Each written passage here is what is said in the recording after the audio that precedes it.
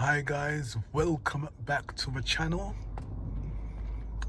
Following up from the Normanton video, which seemed to cause a bit of controversy for some reason.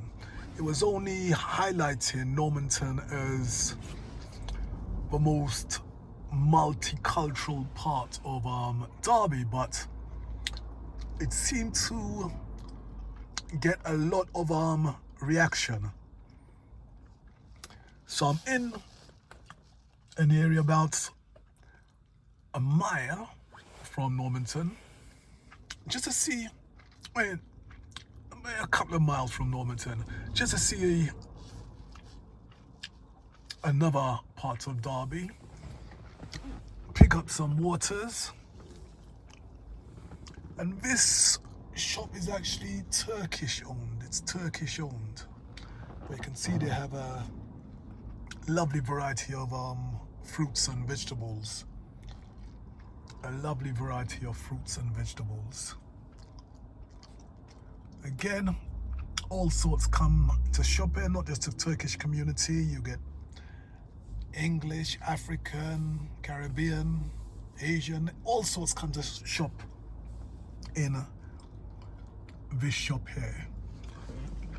And welcome, you can see it's got a big welcome sign, but really all and sundry come and shop here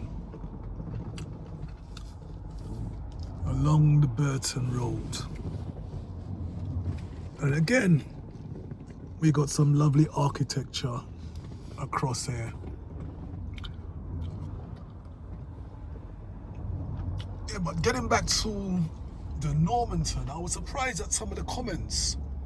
Like, some people thought Normanton was just a Muslim, Pakistani area, and it seemed like some people weren't pleased with that. It's like they weren't actually pleased with that racial mix-up of Normanton. So it didn't make me wonder, do some white indigenous people of the UK feel left out of areas such as Normanton? Do you actually feel left out? Do they feel left out of areas such as Normanton? So that's some food for thought. Some food for thought and for discussion. So let me know what you think in the comments. Were you one of the ones in the Normanton video who was making disparaging comments? You never seem too pleased with the racial makeup of Normanton. So again, that's something you could comment on. You could comment on.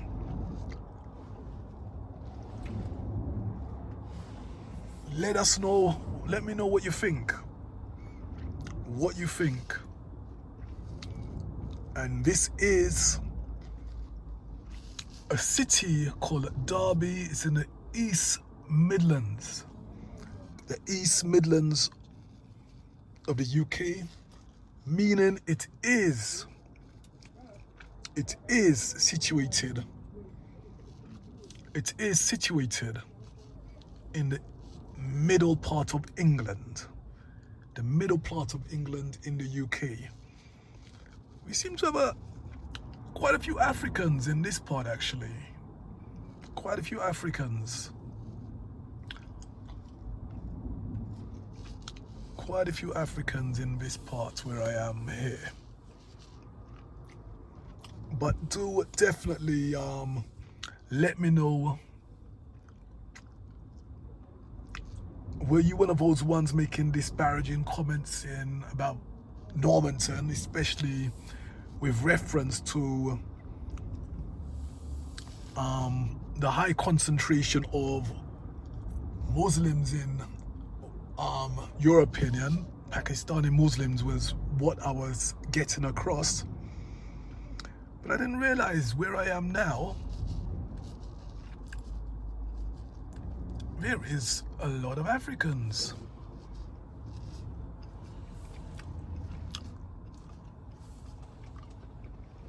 Now, will you be complaining because there's a lot of Africans? Or will you just be happy to know that we're all human beings and we all have to live side by side in harmony in the great country they call the United Kingdom? Do you know why England? Do you know why England has become so multicultural? Do you know why? Do you really know why England has become so multicultural? Do you know the history of England? Do you know the history of England? Do you know it was the English who went out into the world and colonized so much territories around the world? It was so much colonization which was done by the English, but they made so many sub-territories around the globe. In fact, they were the largest colonizer. England was the largest colonizer in the whole world. Second, I believe, was France, then Spain. Something in that order. And when you create overseas territories, you're basically taking all the wealth from those overseas territories, bringing it back to the UK. Sometimes hardship was left in those overseas territories. What England then does is become head of state of those overseas territories, and in a way you allow those citizens of those overseas territories to become British citizens. And hence Britain has asked over the years so many people from these overseas territories to come to the UK and work. So we really do need to understand why there is so much immigration, and why people from all over the world want to come to the fabulous UK. So let's go back. You got to really think, why? What's the attraction? What is the attraction? And we have to go back and say, well, we have to look why we get that term, Britannia ruled the world. Britannia ruled the world. And only when we understand why Britannia ruled the world, only then will we understand why the world has come to the UK. You understand? Only then we will understand why the world has come to the UK. So just some food for thought, wherever you are, wherever you live. Live good and live in peace. There's a Rasta man across the road. There's a Rasta man there.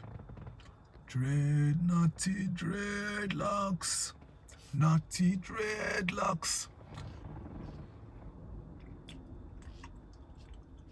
A lot of Africans, people of all sorts, to be honest, people of all sorts live in this place.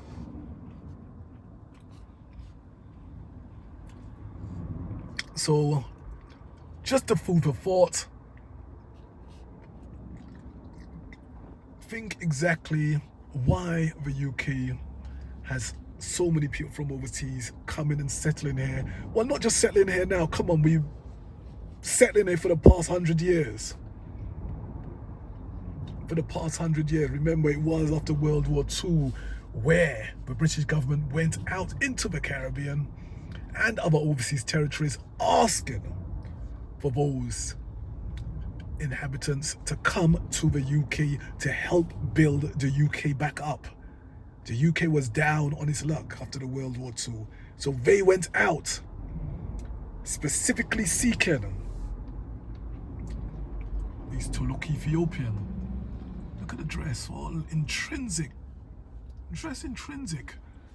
They certainly bring a certain flavor to the UK. So it was after the Second World War where Britain went out seeking all this help to come and build up Britain. I'm not sure how long the government expected the new immigrants to stay in the UK, but let's be honest now, before you know, it'll be 100 years. The Empire Windrush, that's the boat which carried an influx of Caribbean immigrants, mainly from Jamaica. Come on, that was in 1948. We are now in 2024. Since then, we've mostly had 3 or 4 generations of those islanders' children being born in the UK, growing up in the UK, having British citizenship. So we're talking about them who were first born here. They now have grandchildren, some have big adult children, some have grandchildren. That's how long they've been embedded in the UK society. We're not talking about just new immigrants, we're talking about millions who have been living here for several decades, and are a big part of British society. Anyway, guys, it was just a brief catch up. Just a few things a Normanton video brought up. As far as I'm concerned, everybody, well, from what I've seen in Normanton, it looks like a welcoming area for everybody.